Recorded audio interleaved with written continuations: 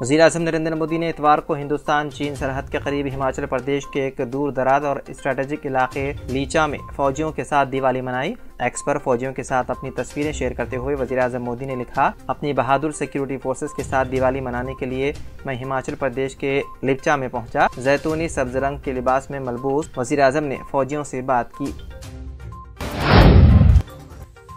Delhi Ms کے بعد اب ICMR کا ڈیٹا بھی ہوا لیک، کروڑوں ہندوستانیوں کی پریشانیوں میں ہوا اضافہ۔ دہلی کے ایمز کو گزشتہ سال بڑے پیمانے پر رینزم ویئر حملے کا نشانہ بنایا گیا، جس سے اس کے مرکزی ریکارڈ اور اسپتال کی دیگر خدمات کو نقصان پہنچا تھا۔ اب Indian council of medical research یعنی ICMR کا ڈیٹا مبینہ طور پر لیک ہو گیا۔ کم از کم 81.5 کروڑ ہندوستانیوں کی ذاتی معلومات کو اجاگر کرنے والے ہیکرز ہمیشہ سائبر سیکیورٹی ایجنسیوں سے ایک قدم آگے رہے ہیں۔ ایمز دہلی گزشتہ سال نومبر میں ایک ہیکنگ حملے کا شکار ہونے کے بعد، جہاں چینیوں کے ملوث ہونے کا شبہ تھا، قومی دارالحکومت کا ایک اور اعلیٰ اسپتال صفدرجنگ اسپتال میں بھی دسمبر میں ڈیٹا چوری کا شکار ہوا۔ تاہم صفدرجنگ اسپتال پر ہیکنگ حملہ اتنا سنگین نہیں تھا جتنا ایمز دہلی پر ہوا تھا، اور ڈیٹا لیک ہونے کا امکان کم تھا کیونکہ اسپتال کا زیادہ تر کام مینول موڈ پر ہوتا تھا۔ مودی کا دعویٰ جھوٹا ثابت ہوا، نہ بدعنوانی کم ہوئی نہ دہشت گردی، نوٹ بندی دنیا کی سب سے بڑی بدعنوانی، سماجوادی پارٹی لیڈر اکھلیش یادو کا مودی حکومت پر حملہ۔ سماجوادی پارٹی کے صدر اکھلیش یادو نے کہا کہ ملک میں 15 کروڑ روپے کے فراڈ اور نقصان کی بھرپائی کے لیے BJP حکومت نے سوچی سمجھی حکمت عملی کے تحت نوٹ بندی کا فیصلہ کیا تھا۔ انہوں نے نوٹ بندی کو دنیا کا سب سے بڑا گھپلہ قرار دیا۔ پارٹی دفتر میں منعقدہ پریس کانفرنس سے خطاب کرتے ہوئے انہوں نے کہا کہ وزیر اعظم مودی نے کہا تھا کہ نوٹ بندی سے بدعنوانی و دہشت گردی کا خاتمہ ہوگا، مہنگائی کم ہوگی، لیکن ان کا دعویٰ جھوٹا ثابت ہوا۔ نوٹ بندی کے بعد بھی نہ بدعنوانی کم ہوئی، نہ مہنگائی پر کنٹرول ہوا اور نہ دہشت گردی کا خاتمہ ہوا۔ انہوں نے کہا کہ آج ملک میں مہنگائی، بے روزگاری، بدعنوانی اپنے شباب پر ہے۔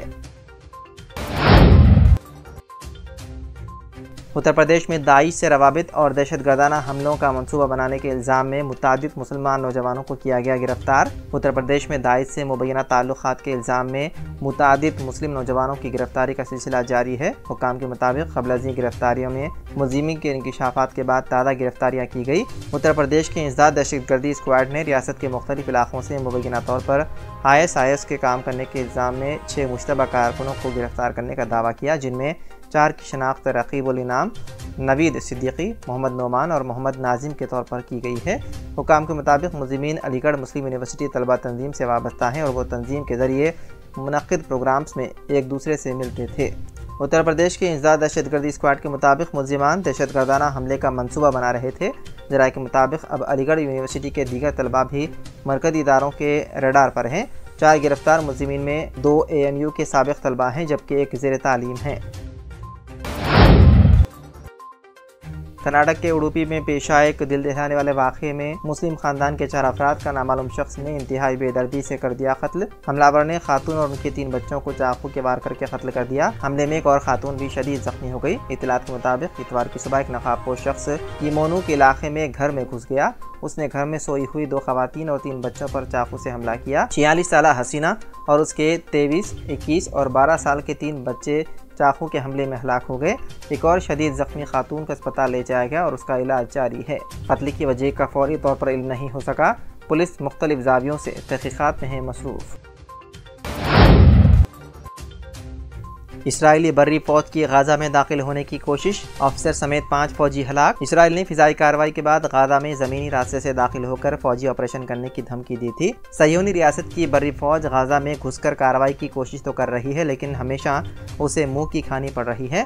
رپورٹ کے مطابق فوج کے ترجمان نے تصدیق کی ہے کہ غزہ میں حماس کے ساتھ ہونے والی زمینی لڑائی میں مزید 5 فوجی مارے گئے ہیں، جن میں ایک آفیسر بھی شامل ہیں، جبکہ ایک بٹالین کمانڈر شدید زخمی ہو گیا۔ اسلامی تعاون تنظیم یعنی OIC اور عرب لیگ کے مشترکہ غیر معمولی سربراہی اجلاس میں غزہ میں گزشتہ 5 ہفتوں سے جاری اسرائیلی جارحیت اور وحشیانہ بمباری کی مذمت کی گئی اور مسئلے کے فوری حل اور انسانی بحران ختم کرنے پر زور دیا گیا۔ تاہم اسرائیل کے خلاف کسی قسم کے معاشی یا سیاسی کارروائی کے حوالے سے فیصلے سے گریز کیا گیا۔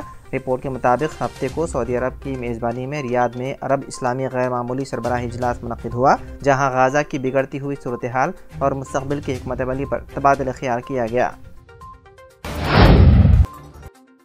इंडोनेशिया के उलमा इकराम ने इसराइली मसनूआत के बाइकआउट का इज्तिमाई फतवा जारी किया। रिपोर्ट के मुताबिक फतवे में कहा गया है कि ऐसी कंपनियां जो इसराइल की हिमायत करती हैं उनकी मसनूआत और खिदमात लेने का बाइकआउट करके फ़लस्तीनियों के साथ इजहार यकजहती किया जाए। इंडोनेशिया के उलमा इकराम के इस मुशतरका प्लेटफॉर्म का नाम MUI की तरफ से फतवे में मुस्लिम ममालिक में मुसलमानों से कहा गया है कि वो फ़लस्तीनियों की हिमायत करें और इसराइली जारिहत जिसका फ़लस्तीनी शिकार के खिलाफ जदोजहद की जाए। फतवे में इसराइल की हिमायत और उसके हामियों की मदद करने को इस्लामी कानून की खिलाफ वर्जी और हराम करार दिया गया है।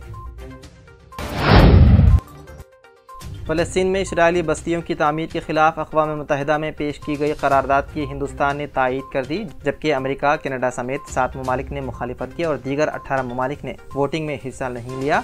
तफसीलात के मुताबिक करारदाद के हक़ में 88 ममालिक ने वोट दिया, ताहम करारदाद मतलूबा 2/3 अक्सरियत हासिल ना कर सकी। हिंदुस्तान ने करारदाद की हिमायत में वोट देकर फ़लस्तीनी काज की तायद की। इस सिलसिले में हुकूमती ज़राए ने बताया कि करारदाद पर हिंदुस्तान का फैसला इस मसले पर अपनी मुस्तकिल पॉलिसियों पर मबनी है। वजाहत करते हुए हिंदुस्तान की नायब मुस्तकिल मंदूब योजना पटेल ने कहा कि हमारी हमदर्दियाँ यरगमालियों के साथ भी हैं, हम उनकी फौरी और गैर मशरूत रिहाई का मुतालबा करते हैं।